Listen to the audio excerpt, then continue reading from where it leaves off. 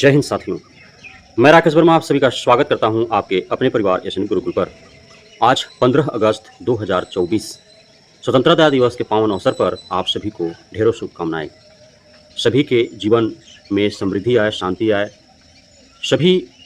उत्थान की ओर आगे बढ़ें, विकास हो उनके जीवन का, और सभी बेहद ही शांतिपूर्ण तरीके से समन्वय बना करके सौहार्द पूर्वक अपना जीवन व्यतीत करें। साथियों, सक्षमता परीक्षा फेज 1 जिसमें 2,22,000 शिक्षक शिक्षिकाएं सम्मिलित हुए थे, 1,87,888 शिक्षक शिक्षिकाएं उत्तीर्ण कर पाए।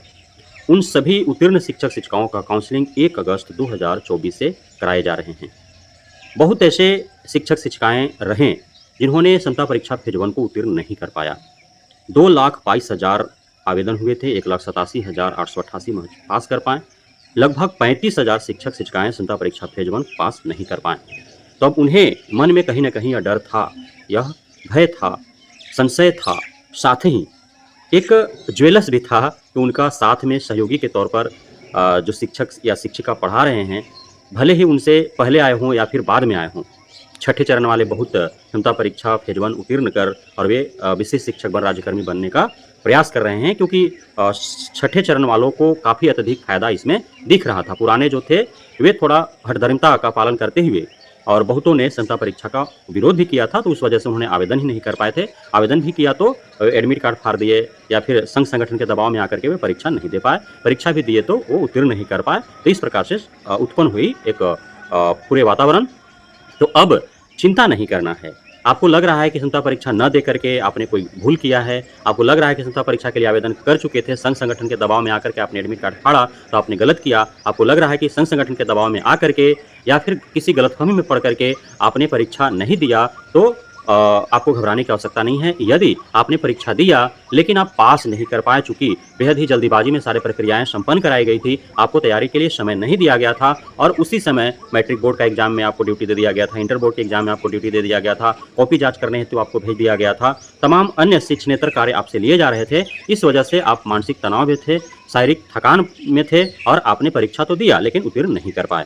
तो जो भी उत्तीर्ण नहीं कर पाए हैं उनके लिए भी बहुत ही बड़ी खुशखबरी है। साथ ही वैसे शिक्षक शिक्षिकाएं जो उत्तीर्ण तो कर गए हैं, काउंसलिंग हेतु भी वो जा रहे हैं, लेकिन किसी न किसी कारणवश उनका काउंसलिंग होल्ड कर दिया जा रहा है या फिर सस्पेंस में डाल दिया जा रहा है। जैसे कि थंब वेरिफिकेशन नहीं उनका हुआ, उनका आधार वेरिफिकेशन नहीं हुआ, OTP उनको प्राप्त नहीं हुए, वे तय तिथि को जो स्लॉट उनको दिए गए थे उसमें वो पहुँच नहीं पाए, ट्रैफिक जाम हो गया या बारिश में फंस गया, जैसे भी वो पहुँच नहीं पाए, उस वजह से उनको लौटना पड़ा, या फिर उनका डॉक्यूमेंट्स में किसी प्रकार की त्रुटि था, डॉक्यूमेंट्स परिपूर्ण नहीं था, डॉक्यूमेंट्स जो आवेदन करते समय प्रॉपर वे में उनका अपलोडेड नहीं था, अप्लाई करते समय उनका किसी प्रकार की त्रुटि हो गया, या डॉक्यूमेंट अनमैच मिला, चाहे समस्या जो भी हो,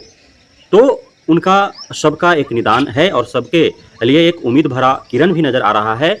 आप सभी को मैं बता दूं कि क्षमता परीक्षा फेज 2 हेतु लोकसभा चुनाव के दरमियान जो आवेदन कराए गए थे और जिसमें जो आंकड़े निकल करके आए थे, लगभग 85-87 हज़ार शिक्षक शिक्षिकाओं ने क्षमता परीक्षा फेज 2 हेतु आवेदन किया था। उसमें मैंने आपको बताया था कि लगभग 35,000 वैसे शिक्षक शिक्षिकाएं जिन्होंने आवेदन तो किया फेज 1 का, लेकिन वे किसी कारणवश,